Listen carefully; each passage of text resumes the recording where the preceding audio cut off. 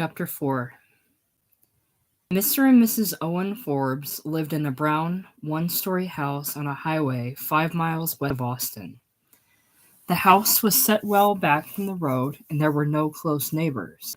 There was, in fact, nothing at all nearby except parched fields, a small abandoned barn, and a chicken yard in which a dozen hens and two roosters pecked and cackled in the sun. It might have been a comfortable home if Owen had held a job. With him gone all day, Eva could have done enough housework to make the place cool, inviting, and pleasurable when he came back in the evening. As it was, their roles were reversed. Eva went out to work at the hospital, while Owen stayed at home to work on his book. And the house simply wasn't big enough for that. It couldn't accommodate the intensity of his brooding and his restless pacing all day, and at night the rooms seemed to reverberate with his pent-up energy as much as they smelled of his cigarette smoke. It was technically true that they had enough space to take in 2 guests. There was a spare room for Alice and a couch in Owen's study that could be made into a bed for Bobby. But it was far from practical. When Eva suggested it, "We can always offer you and Bobby a temporary home," she had no idea that Alice would accept the offer. Then when Alice telephoned from New York, there was nothing to say but yes. And when she and Bobby arrived in Austin, they all four had to make the best of a difficult situation. Alice knew the house was too small the moment she saw it, though she tried to cover her disappointment by chattering brightly with Eva and Owen. "Oh, I think it's a charming little house," as they made the turn into the driveway. They were pressed 3 abreast in Owen's 8-year-old coupe, with Bobby riding in the rumble seat with the luggage. And Alice hadn't stopped talking for a minute since getting off the train. It was as if awkwardness of her position, a homeless, penniless refugee wholly dependent on their charity, could be eased only by the sound of her own voice. "And what a beautiful view you have," she said, getting out of the car. "The sky seems to be so much bigger out here. I suppose that's what they mean by wide-open spaces." While Owen and Bobby were unloading the rumble seat, 4 cardboard suitcases containing everything they owned that hadn't been consigned to storage in New York, she followed Eva inside to explore the rooms, which were plainly furnished and papered in dark tones of brown and green. "Oh, this is very nice," she said. "Maybe a little crowded," Owen said, "but I guess we'll manage. Here, fella, take your mother's bags into her room, and then we'll get your stuff stowed away in here." "Why don't you two get washed up," Eva said, "and unpack if you like, and then we'll all go out to the front porch and have something cool to drink." Alone in her room, Alice did her best to feel a sense of safety, of rescue and hope. She had fled thousands of miles from her adversity to find this resting place. Now she was here, sheltered and protected by her own sister's love, and she knew she ought to be grateful. But she couldn't escape the knowledge that she was here only because she had absolutely nowhere else to go. And for a minute, as she stared at herself in the streaked mirror above the dresser, she was touched with panic. How could she possibly live here, in this cramped bungalow under the alien Texas sun, half a continent away from her own life, from her work, from anything she could consider home? But she forced herself to be calm. Her plan, after all, was to stay here only for a few months, 3 or 4, 6 at the very most.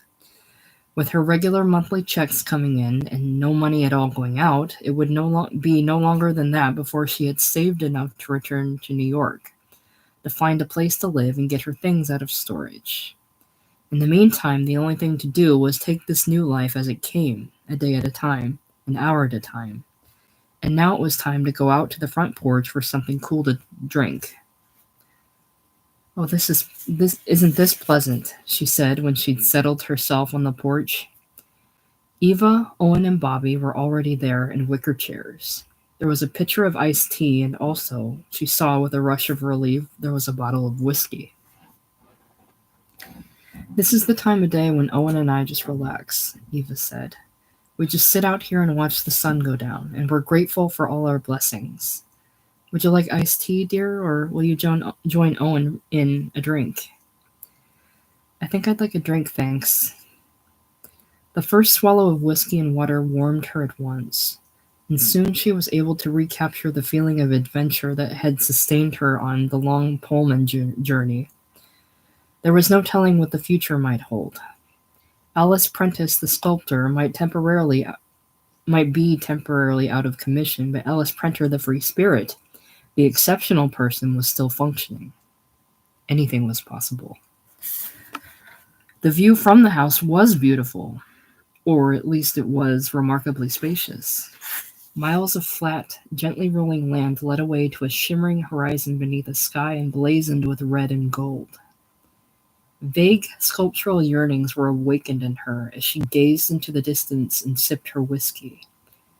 And she almost said, "Oh, what wonderful work I'll be able to do here," before she remembered that she wouldn't be able to work here at all. Instead, she said, "Oh, I wish I had some watercolors. That's such a lovely sunset." "I could get you some paints in town if you'd like," Eva said. "No, I'm not really much of a painter. What I'd really like is some clay, but of course I'd need a studio for sculpture. I don't really mind, though. I'm looking forward to taking a real vacation." She wasn't at all sure what she meant by this. What was she going to do with her time here? But it sounded like the right thing to say. "And what have you been up to since I saw you last?" Owen demanded of Bobby. "Playing much ball?" "Not too much, no," he answered. "I'm not very good at it." "You're not? How come? You don't enjoy it?" "I don't know. I'm not very well coordinated, I guess." Owen stared at him briefly in evident disappointment, and Bobby shifted bashfully in his chair, rattling the cubes in his glass of iced tea. Owen had aged a good deal in the past 5 years. She had scarcely recognized him at the railroad station. His hair was white, he had developed a heavy paunch, and there was something haggard about his eyes. Now she tried to draw him out by asking about his book. She dimly remembered Eva's telling her it was something about the World War, and he said it was going slowly. It was a big job, might not be done for years. "It does sound very interesting," she said. "Interesting for anybody who likes to read about wholesale slaughter," he said. "The way the world's going now, it won't be long before we're in the middle of another one." "Another war? Don't say that. Not saying it won't keep it away. Probably happen in time for this young fella to see a little action." "Oh dear, no. You don't really think so, do you?" "Owen's very disturbed about the situation in Europe," Eva said. "So is everybody else who's in his right mind," Owen said, and poured himself another drink. He made it a stiff one, and Alice began to suspect he'd been drinking all afternoon, since before meeting the train. This was odd, because she was almost sure she remembered that he'd made a point of turning down drinks that time in Scarsdale. "There'll be no stopping it and no staying out of it," he was saying, "and it's going to be worse than the last one." Then he turned on Bobby again. "How do you think you'd like that?" he asked. "Think you'd enjoy being a soldier? You know, they'll take you in the army whether you're well coordinated or not. Stand up. Let's have a look at you." And Bobby got shyly to his feet, smiling, holding his iced tea. "Put the glass down. Heels together, toes at an angle of 45 degrees. Knees as close together as the nature of the man will permit. Thumbs along the trouser seams. Shoulders back. No, throw 'em back. That's better. Suck that gut in. Wipe that smile off your face." "Oh, Owen, please," Alice said, trying to laugh. "He's only 12. "I'm almost 13, Bobby said. "They're training him at that age in Germany right now. Maybe we ought to be doing it too." "All right, at ease, soldier." "I said at ease. That means you can relax." And when Bobby slumped, he reached out one heavy hand and cuffed him on the upper arm. "God bless you, boy," he said. "I hope it never happens to you. Probably will, though." "Oh, please," Alice said. "Can't we talk about something more pleasant?" Owen drained his glass and stood up. "Tell you what, you girls stay out here and find pleasant things to talk about. I'll go read the paper till supper time." Owen's very tired, Eva explained when he'd gone inside. He remained very tired through dinner. He hardly said a word while Alice and Eva talked of their sisters. And he went to bed soon afterwards. We live very quietly, as you see, Eva said when they were washing the dishes together. I imagine it'll be quite a change for you. And it was quite a change indeed. All the next day, with Eva gone and Owen secluded in his study, she and Bobby were left with nothing to do. They went outside to inspect the chickens.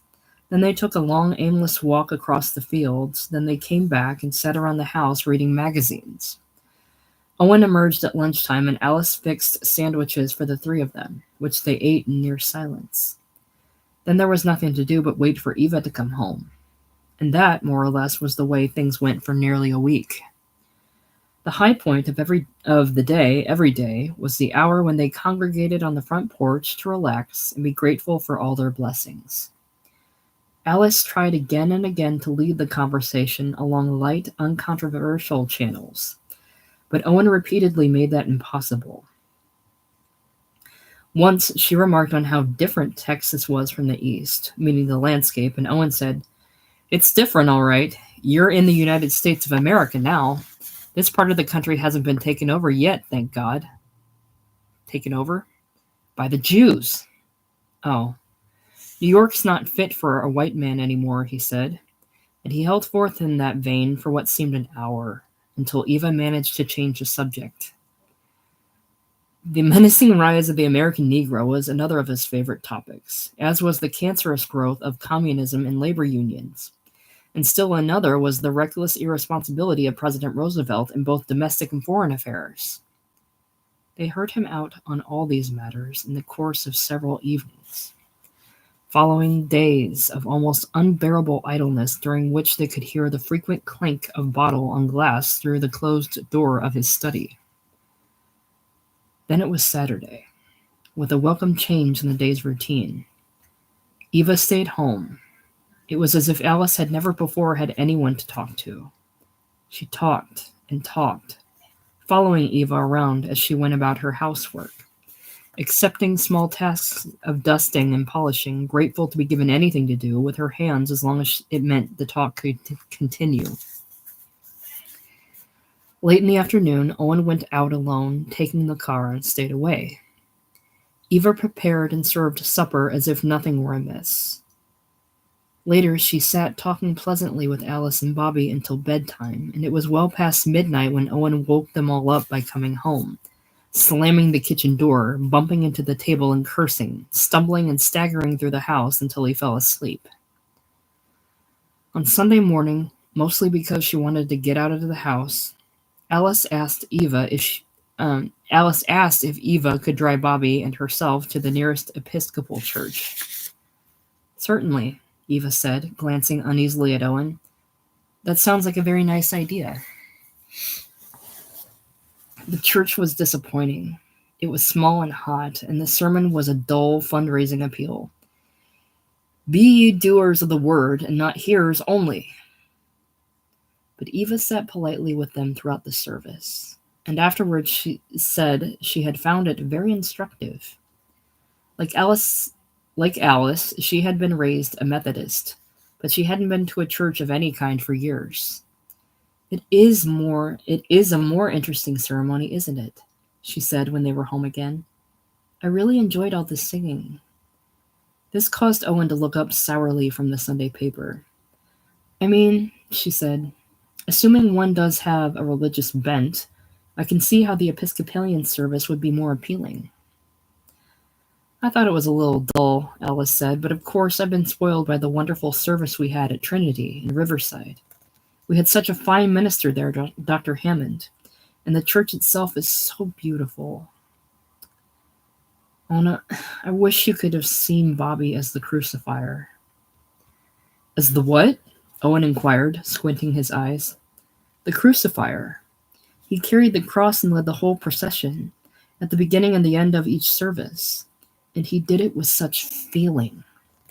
When he'd come to a stop in front of the altar to let the choir file past him into the choir loft, he'd raise the cross way, way up high and just stand there. She pantomimed the raising of the shaft high over her head. Oh, it was so impressive. And then he'd lower the cross and turn around, and there'd be the most wonderfully dedicated, ethereal expression on his face. I wish you could have seen it. Owen looked at her for a moment, and then at Bobby, who ducked his head in discomfort.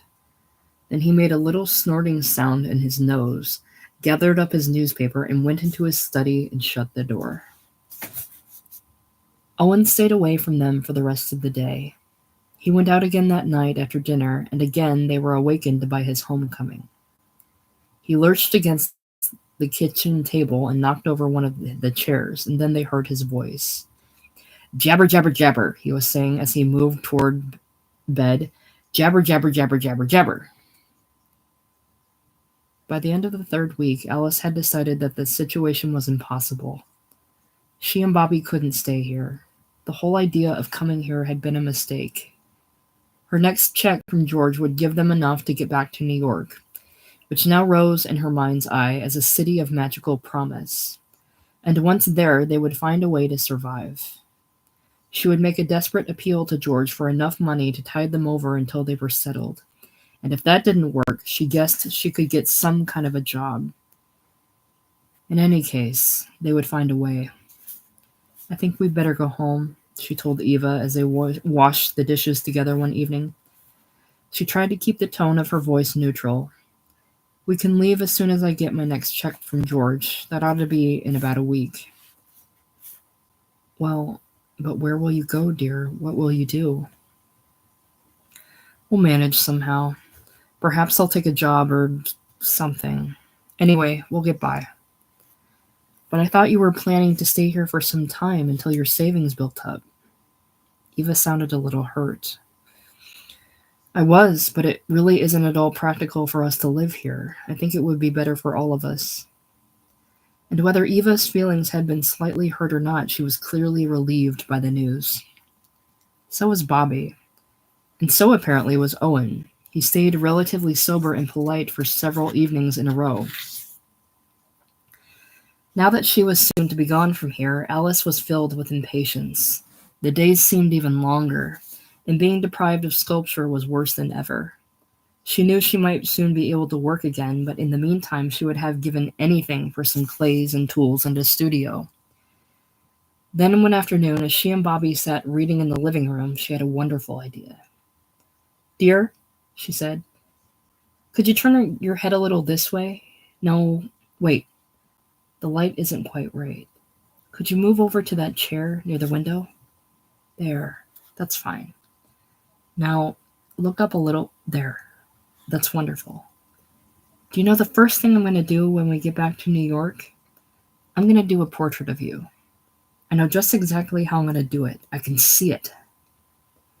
And she could. It would be the best thing she had ever done. She would call it "Young Boy" or "My Son," or better still, a portrait of the artist's son. She could picture it exhibited in next year's Whitney Annual, and perhaps even photographed in the New York Times. "You really do have a wonderfully sculptural head, dear," she said. "I can't imagine why this never occurred to me before." She asked Eva to bring her a sketch pad and some drawing pencils from town the next day, and she began sketching Bobby's head from every conceivable angle. On the morning she expected to receive her check, there was something else for her in the mail instead. A densely worded letter from George's lawyer. She had to read it through several times before she understood it, and then it was sickeningly clear. She had violated the terms of the divorce agreement by taking Bobby out of New York State without George's consent. Accordingly, all payments would be suspended as long as she stayed away.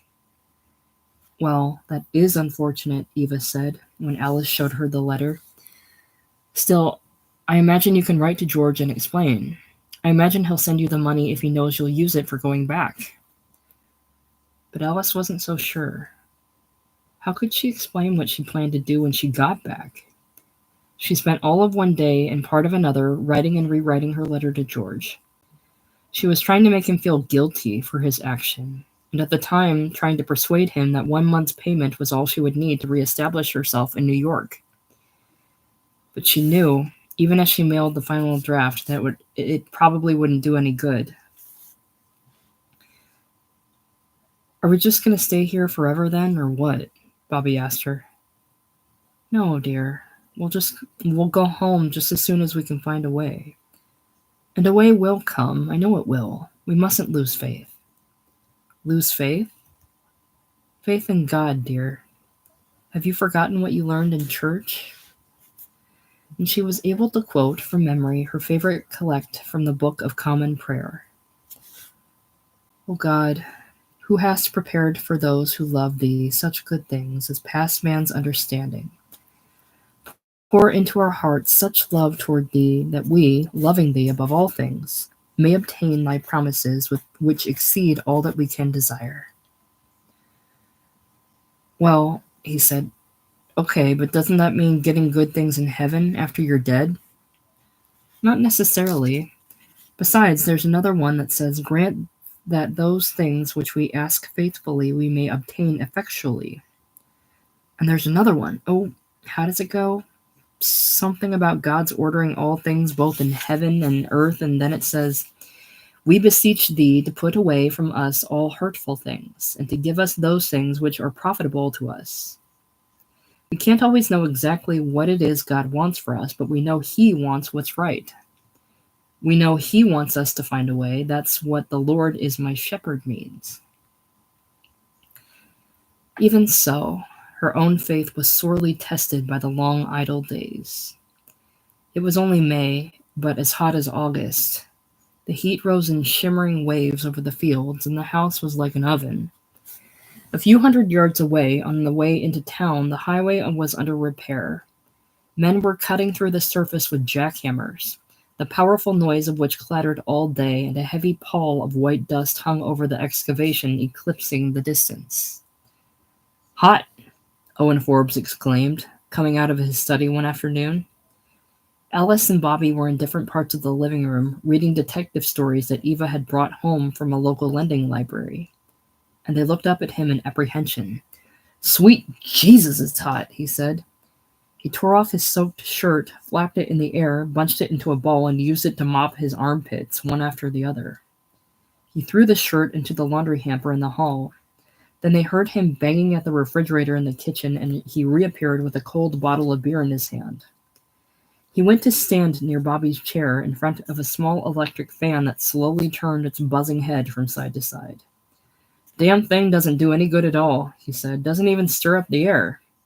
What are you reading, boy?" "Just a mystery," Bobby said. "It's by Earl Stanley Gardner." "You enjoy books like that?" "I don't know, I guess so." "You ought to be in school," Owen said. You ought to be studying math and Latin and history. Pretty nice how you got out of half a year's school by coming to Texas, isn't it? What are you going to do with him in the fall, Alice? Put him in school out here?" It was impossible for Alice to think that far ahead. "If we're still here," she said, "I suppose so, yes." "What grade are you in, 7th? I'll be starting 8th. "You mean you'll be starting the 8th assuming they give you credit for the 7th? If you ask me, that isn't a very safe assumption. And you'll find they don't just fool around in the school system here. It won't be much like your fancy little private academy for young ladies back east." He took a deep swig of beer and let all the air out of his lungs in a long, harsh sigh of satisfaction that ended in a belch. He wiped his mouth with his forearm, then let his hand fall to his hairy, protuberant belly and slowly scratched himself. Watching him, Alice decided she had never seen so gross and ugly a man. He was hideous in his massive half-nakedness, and she shuddered with the knowledge that she hated him. She hated his sour face. She hated his damp, pale, flabby-breasted torso. She hated his moving around this room with his cruel stare and his bottle of beer. "Let him just say one more thing," she silently vowed. "Let him just say one more hurtful, bullying thing to Bobby, and I'll..." She didn't know what she would say, but it would be final. She wouldn't stand for any more of this. She saw herself rising to confront him with a controlled, well-worded, withering remark. She wouldn't lose her temper, and then quietly instructing Bobby to go and pack his suitcase. She would go unhurried to her room and pack her own belongings. Then, without another word, they would simply walk out of the house and down the driveway. The trouble was that her fantasy took her only as far as the road. She had something less than $1 in her purse, not enough for calling a taxi. Where would they go? How far would they get, walking with 4 suitcases in this dreadful heat? "All right," Owen said, staring back toward his study. "All right, have it your way. Stay indoors, laze around the house all your life, let your brains rot. Turn into a goddamn woman if you want to." "That's enough, Owen," she said, getting to her feet. "I won't have you picking on him this way. Can't he stand up for himself? Do you have to answer for him?" "Owen, please. He's only a child. And you're going to make damn sure he stays that way, aren't you?" He went into the study and shut the door behind him. Bobby looked hurt and embarrassed. "You shouldn't have said anything," he told her, keeping his voice down. "That only made it worse." "But he has no right to talk to you that way. I won't allow it." "Don't pay any attention to him," Bobby said. "Just ignore him when he gets like that." "All right, dear. I'm sorry. Where are you going?" "I don't know. Outside, I guess." She watched him leave. Then from the window, she watched him walking aimlessly around the yard, hands in his pockets, kicking up little puffs of dust. When she heard the car in the driveway, Eva coming home, she went into her room and shut the door. She decided not to go out to the front porch for drinks. If they wanted her, they could come and get her. She decided further that she would say no thank you when Eva stood outside the door and asked her to join them. And if Eva said, "What's the matter?" she would try to explain as calmly as possible that Owen had behaved very badly and she wanted nothing more to do with him for one day. "And it hasn't been only today," she would say. "He's been absolutely impossible ever since we came here. Either he will start acting like a gentleman or we're leaving. I mean that." She sat in her room pretending to read, silently rehearsing her speech as she listened to Eva's bustling around the kitchen. And she waited. But in the end, it wasn't Eva who came to the door. It was Bobby. "Aren't you coming out to the porch?" he asked. "No, I'm not, dear. I'd rather stay here." "Why?" "Never mind why." She would have stayed there through dinner, too, except that the sounds Eva made in the kitchen made her hungry. When she did go in to the table, she was careful to meet no one's eyes. She looked soberly at her plate and said nothing, determined to speak only when spoken to. "Alice," Eva said after a while, "are you all right?" She said she was fine. "I think this heat is making us all a little out of sorts," Eva said. And that was the end of the dinner conversation. When he had finished eating, long before the others were finished, Owen pushed his plate away and scraped back his chair. "I'm going out for a drive," he said, and then he turned to Bobby. "Want to come along?" Bobby said, "Okay." And Alice said, "Oh no," at the same moment, which caused them all to turn and look at her. "Please," she said to Bobby, "I don't want you to go." But Bobby had already left his chair and started toward Owen, and Owen was glaring at her. "What's the matter?" he demanded. "You scared to let him out of your sight?" "Of course not. That's not the point. It's okay," Bobby said. "Do him good to get away from the house for a while," Owen said, and he turned to Bobby again as he moved toward the door. "You coming or not?" Bobby followed him, glancing back once at his mother with an imploring look, as if to say, "Please don't interfere with this." There was nothing for Alice to do but watch them go. "Well, do be careful," she called, and they were gone. She heard the car door slam, heard the car start with a roar and go moaning down the driveway. "Oh dear," she said, "do you suppose they'll be all right?" "Of course, what do you mean?" "Well, but where are they going? He didn't even say where they were going." "I don't know, probably just a drive in the country, or perhaps they'll visit friends. Owen has a number of friends around town. I certainly wouldn't worry about it if I were you. Well, but isn't he? Do you think he'll be able to drive safely? What do you mean? Well, you know what I mean. He has been drinking heavily. Eva stood up and began stacking the plates. He's perfectly capable of driving a car, she said. I think you're being very foolish. And she carried the plates into the kitchen. When she came back a moment later, her face was set in a look that Alice remembered from earliest childhood, a look that meant trouble. It meant that Eva would stand for no more nonsense and was about to lose her temper. And it had the same effect on Alice that it had always had when they were children. It goaded her to press her advantage. He's drunk and you know it, she said, standing up for emphasis. He's drunk every night, and even when he's not drunk, he's hateful. He's crude and stupid and hateful. He's my husband. I'll not allow you to speak that way. And it was just like Eva to say, I'll not, at such a time, instead of, I won't.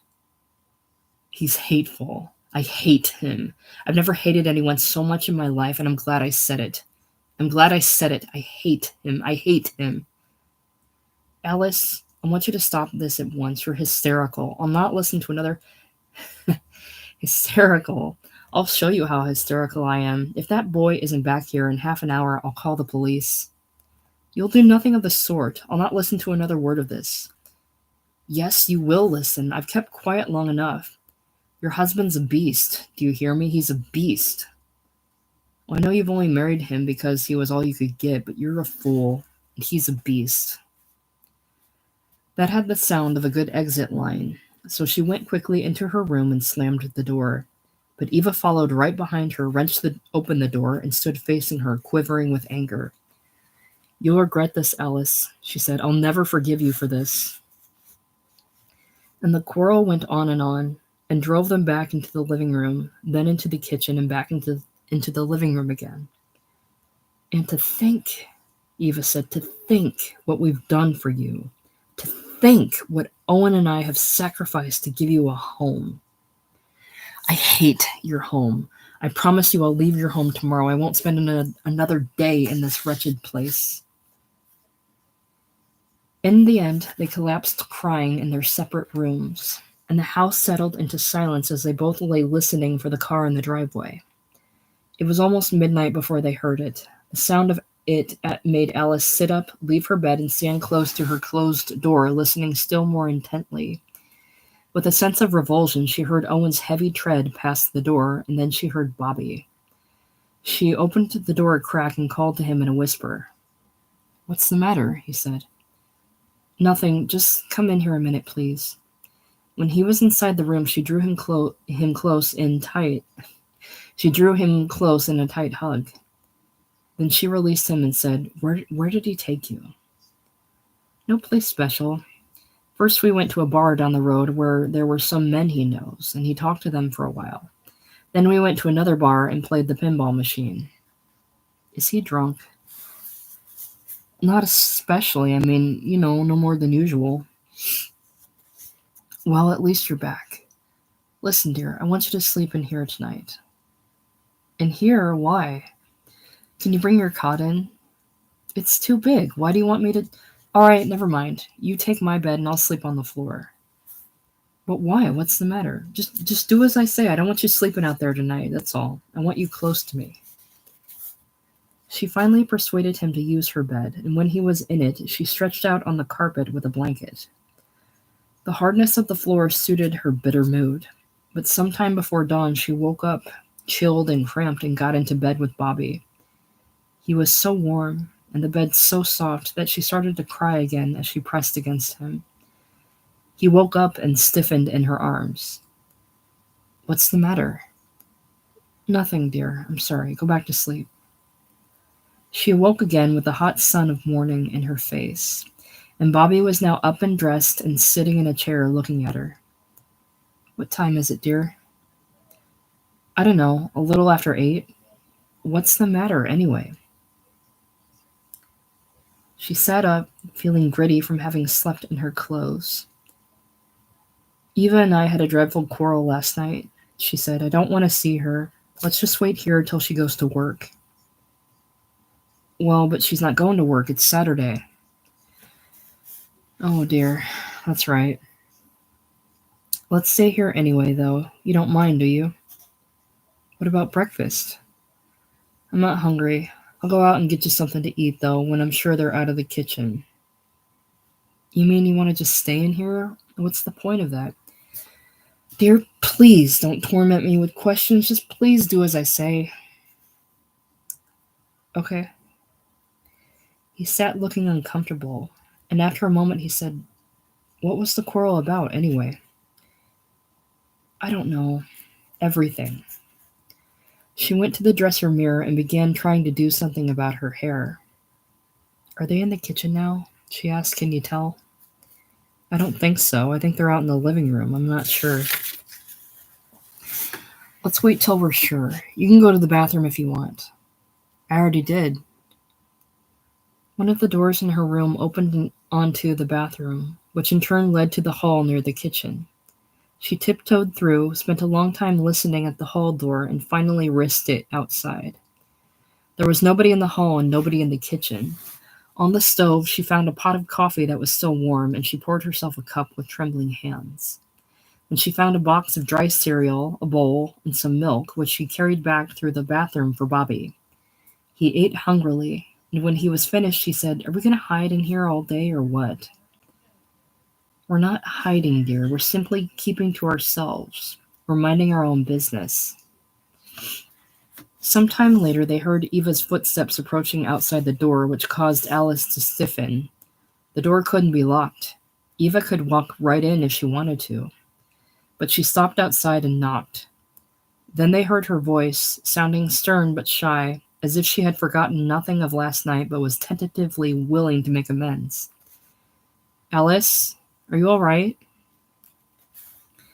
Alice said nothing and placed a forefinger over her lips so that Bobby would keep quiet too. Is Bobby in there with you? Neither of them answered, and the footsteps went away. But soon they were back. Alice, Eva called. Owen is driving into town to do some shopping. Is there anything you'd like him to bring you? They remained silent, though Bobby smiled in embarrassment, showing he thought it was silly.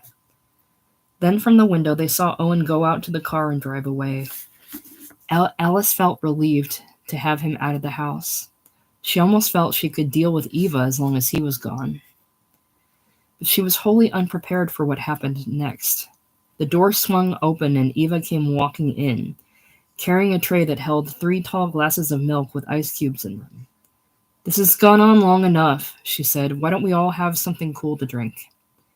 She set the tray down on a table and confronted Alice with her hands on her hips, looking wounded, impatient, and ready to accept apologies. Alice had never seen anyone put ice cubes in milk. She knew Eva must really have been rattled to do a thing like that, and she was infuriated by the look on Eva's face. Please leave us alone, she said. I have nothing to say to you. Oh, Alice, don't you think you're being childish? No. Well, you are. You said a great many cruel things last night. It's not easy to forget those things. It's not easy to forgive you. And I'm not asking your forgiveness. I meant everything I said, and I'll say it again. Your husband is a dirty, filthy Alice. As long as you're a guest in my house, a guest in your house, I'm a prisoner in your house. You're nothing of a sort. You're perfectly free to leave at any time. Then I'll leave today. I'll leave right now. And she swept dramatically around to face Bobby. Go and pack your things, she said quickly. Alice, try to control yourself. You know you don't mean that. I most certainly do mean it. She pulled one of her suitcases from under the bed, opened it, and began stuffing clothes into it with spastic haste. Go on, Bobby, she said, and he went. Alice, this is ridiculous. Where will you go? I don't know. Please get out of my way. She swept an armload of dresses from the closet, pressed them into the suitcase, and snapped it shut. Then she started packing her other 2 bags, and not until all 3 were packed did she begin to realize the weight of what she was doing. Now they would have to leave. Where in the world would they go? but her passion carried her along on its own momentum. She took two of the suitcases into the living room, and Bobby followed her with the other two, wearing a bashful smile. He apparently didn't believe what was happening, and neither did Eva. "Come back here at once, Alice," she said. "You're making a complete fool of yourself." "I'll never come back." Alice took a new grip on the suitcase handles and pushed out through the screen door. On the porch, she turned back, aware that this was the moment for some crushing last word, but she couldn't think of anything to say. She licked her dry lips. "And I hope I'll never see you again," she said. Then she crossed the porch, went down the front steps, and out into the hot sunshine. She looked back only once to make sure Bobby was coming. He hurried to catch up with her, and they walked side by side down the driveway.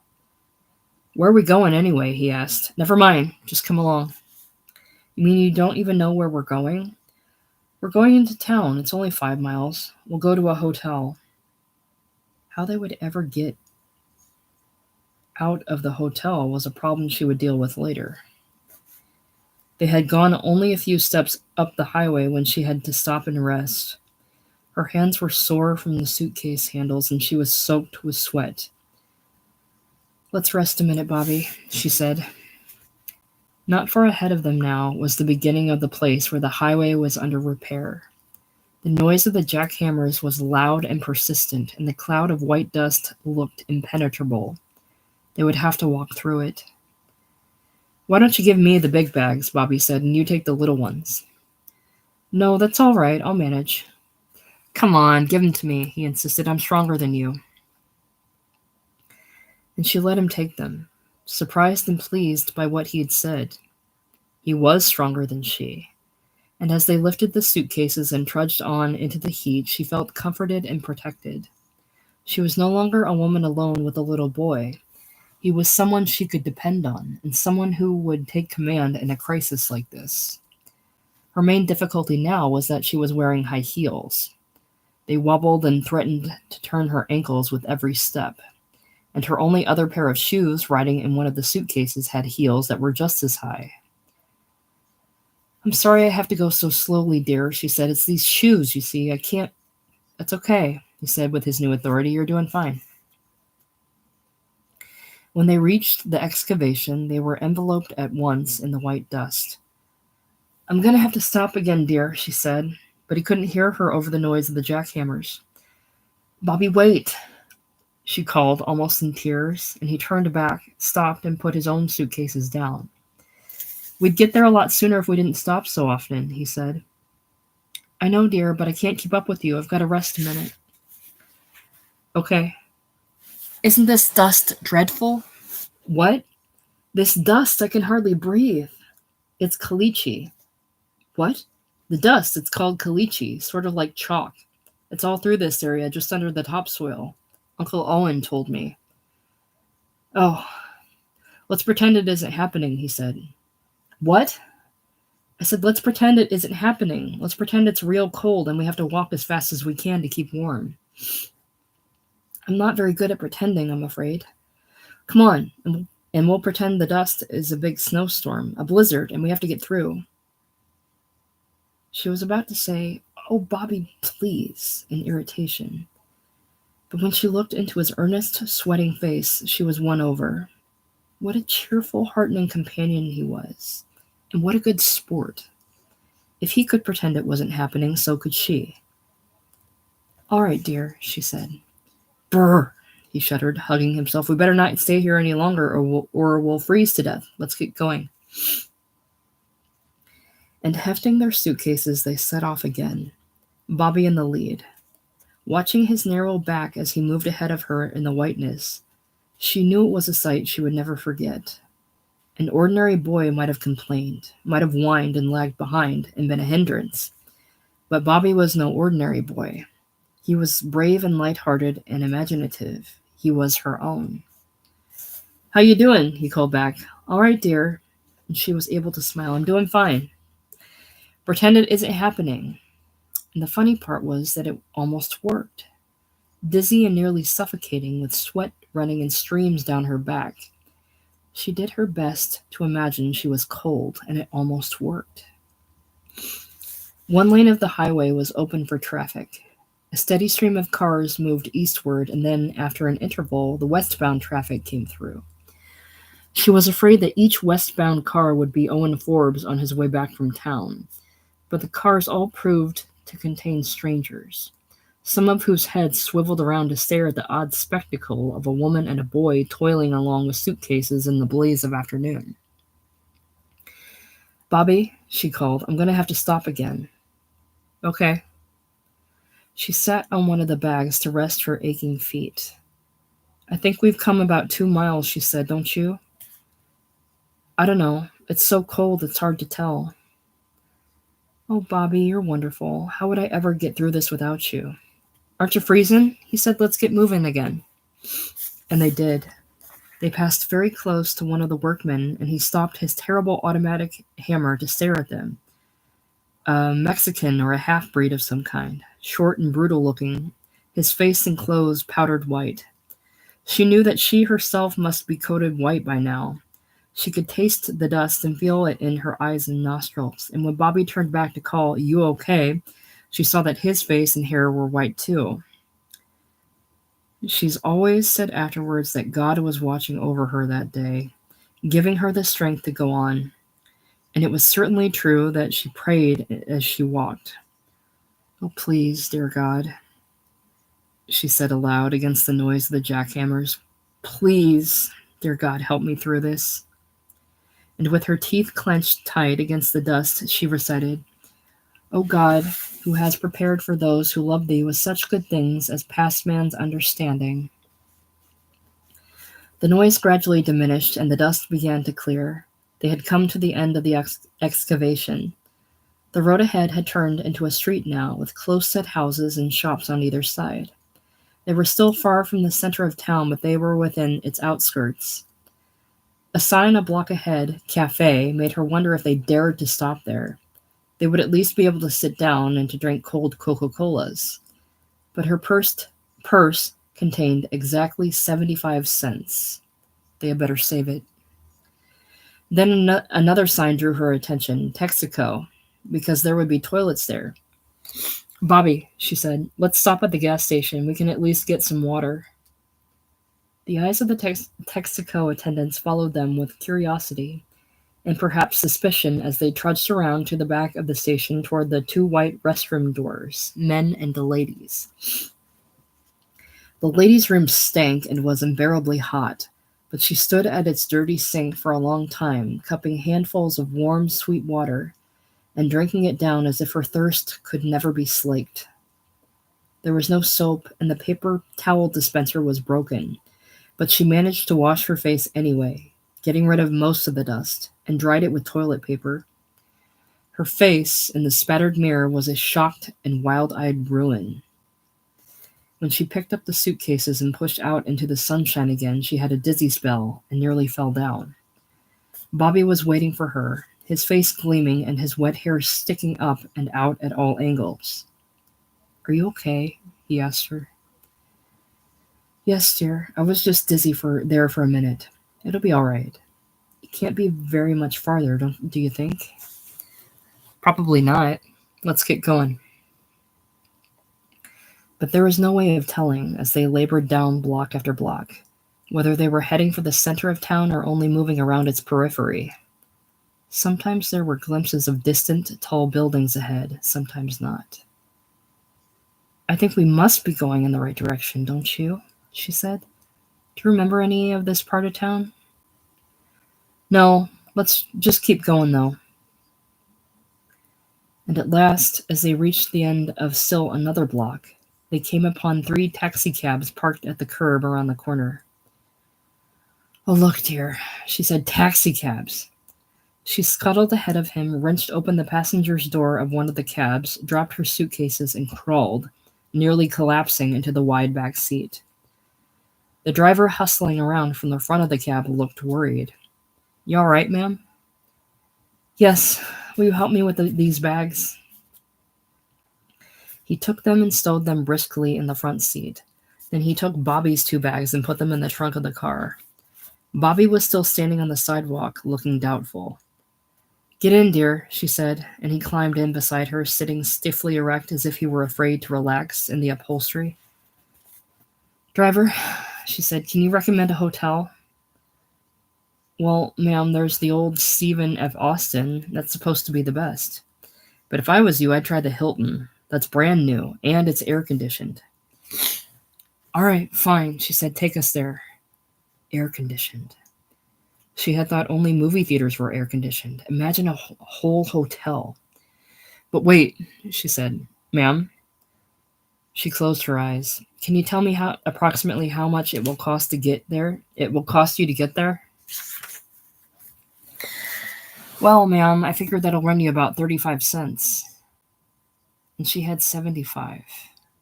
That meant she could tip the driver 15 cents and still have a quarter left for the bellhop at the hotel. Fine, she said, that'll be fine. And she lay back and closed her eyes again.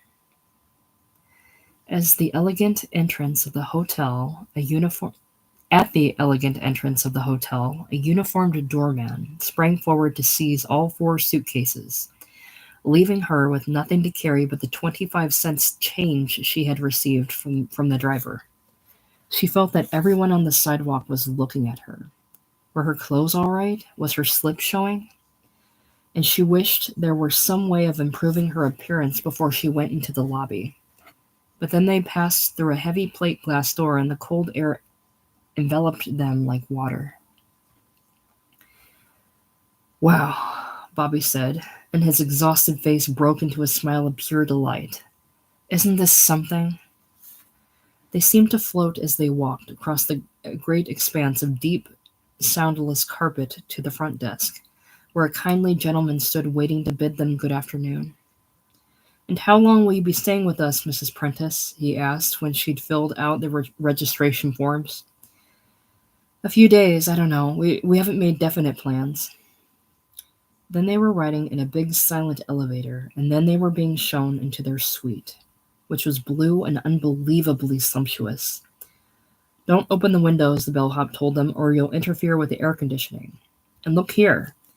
He pointed to the bathroom sink, which had 3 instead of 2 faucets. That middle one's for your ice water. You've got a continuous supply.